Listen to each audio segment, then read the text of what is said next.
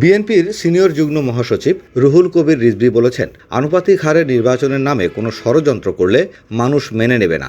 ভোটারের পছন্দ অনুযায়ী জনপ্রতিনিধি নির্বাচিত হবে। আজ বিকেল 4টায় রাজশাহী জেলা পরিষদ মিলনায়তনে বাংলাদেশ ওলামা দলের রাজশাহী বিভাগীয় কর্মী সভায় প্রধান অতিথির বক্তব্যে তিনি কথা বলেন। কেউ কেউ বলছেন আনুপাতিক হারে নির্বাচন। কেন আনুপাতিক নির্বাচন? কিসের জন্য? এটা কি মানুষ বোঝে? তৃণমূলের মানুষ বোঝে আনুপাতিক কি? এখানে তো তাহলে যে সংস্কারের কথা বলছে, এখানে তো সংস্কার হবে না। একটা রাজনৈতিক দলকে মানুষ ভোট দেবে, এখন সেই দল ঠিক করবে কাকে কাকে এমপি বানাবে। তারা তো কেনা বেচা তো আরো শুরু হবে। এ সময় তিনি আরো বলেন, অন্তর্বর্তীকালীন সরকার জনগণের প্রত্যাশার বাইরে গিয়ে অন্য এজেন্ডা বাস্তবায়নের কাজ করলে জনগণ তা মেনে নেবে না। দ্রব্যমূল্য কমানো না গেলে মানুষ মুখ ফিরিয়ে নেবে।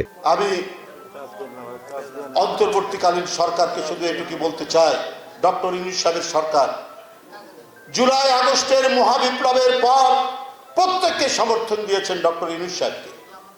যিনি একজন গুণী মানুষ, তিনি এই অন্তর্বর্তীকালীন সরকারের দায়িত্বে থাকলে প্রত্যেকটা মানুষের কাছে আস্থাশীল হবে, প্রত্যেকটা মানুষ তার উপর আস্থা রাখে, এখনো রাখে।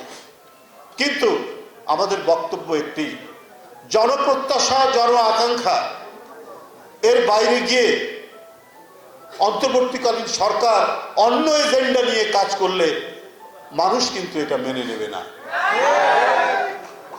এখনো কিন্তু চালের দাম কমেনি, এখনো ডালের দাম কমেনি, এখনো সোনালী মুরগির দাম গত 2 দিনে 30 টাকা বেড়েছে, 320 টাকা থেকে 350 টাকা হয়েছে। আপনার চিনির দাম কমেনি। আলু আমাদের এখানে এত উৎপাদন হতো যে আলুর দাম আলুর মৌসুমে 3 টাকা 4 টাকা কেজি হতো। শেখ হাসিনার কারণে গত বছর থেকে আলু আমাদের ভারত থেকে আমদানি করতে হচ্ছে।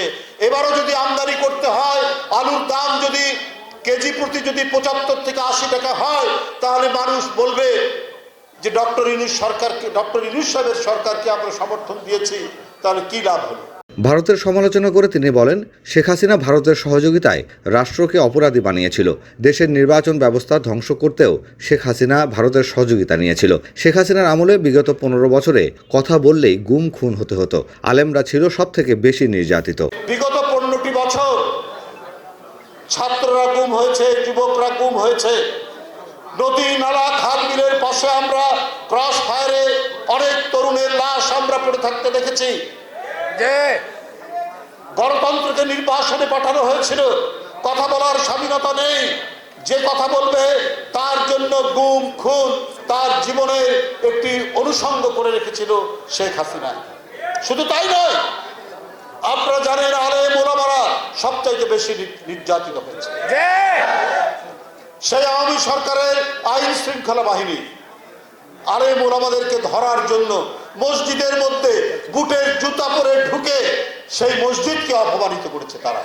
আমরা দৃশ্যমান শুধু দেখেছি যে শেখ হাসিনা যে অবৈধ সরকার, গুম খুনের সরকার, রাষ্ট্রকে অপরাধী বানিয়েছে শেখ হাসিনা। এই অপরাধের দোষর কে ছিল জানেন? আরেকটি রাষ্ট্র, তার নাম হচ্ছে ভারত। শেখ হাসিনার সকল অপরাধ, সকল গুম খুন হত্যা এগুলোকে সমর্থন দিয়েছে। এই দুষ্কর্মের তারা সাথী হয়েছে। এ সময় বিএনপি চেয়ারপারসনের বিশেষ সহকারী শামসুর রহমান শিমুল বিশ্বাস, সাংগঠনিক সম্পাদক সৈয়দ শাহিন শকত খালেক, সহ সাংগঠনিক সম্পাদক ওবায়দুর রহমান চন্দন সহ বিএনপি নেতাকর্মীরা উপস্থিত ছিলেন।